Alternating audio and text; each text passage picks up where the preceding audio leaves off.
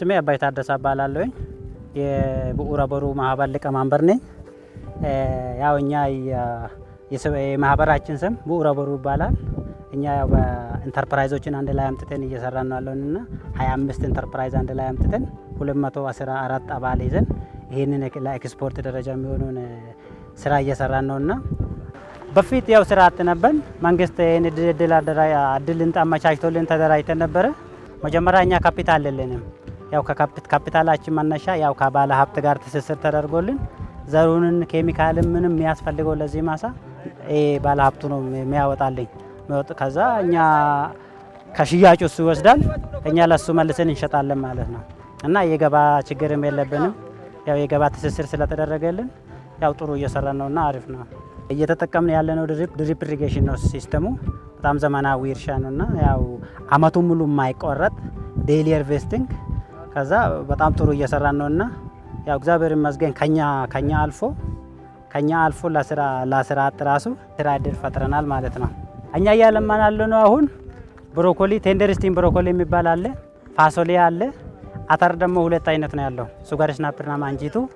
ስለዚህ ይሄን አራቱን አይነት ነው ኤክስፖርት ለአውሮፓ ወደ ሆላንድ ሀገር ኤክስፖርት የምናደርገው ማለት ነው። አሁን ካፒታላችን ደሞዛችን ሳይጨምር 2017 የአራት ወር 4.9 ሚሊዮን አለን። የ2018 ደግሞ ያው እንዳለን እንደዛው አልተነካም ገና። ያው እንግዲህ አመቱ ባጀት መዝጋ ላይ ነው እንትን የምናደርገውና ያው ጥሩ ላይ ነው። ከዛ አሁን እኛ በፊት በአመት አንዴ ብቻ በዝናብ ብቻ ነበር ስናመርት የነበረው። ቢያንስ አሁን በአመት ከሁለት ግማሽ በላይ እናመርታለን። ከሁለት ጊዜ በላይ ምክንያቱም ይህ በ3 ወር የምነሳን ነው። አልፎ ደግሞ በ4 ወር የምነሳ ስላለ በአመት ሚኒማም ከሁለት ጊዜ በላይ ነው እየሰራን ያለ ነው። እና ያው በየቀኑ ሃርቨስት አለ፣ ያው ይላካል ማለት ነው።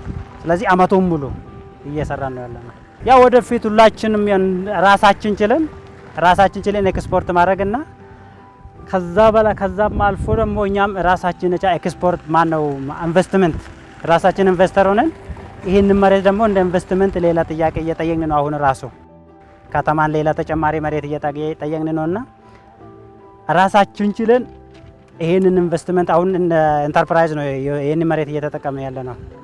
ወደፊት ግን ይህንን በኢንቨስትመንት እየጠየቅን ነውና ወደ ኢንቨስትመንት ቀይረን እኛም ከዚህ የተሻለ ሌላ ስራም ልንሰራ ያው እንደ ቢዝነስ ፕላን እያዘጋጀን ነው።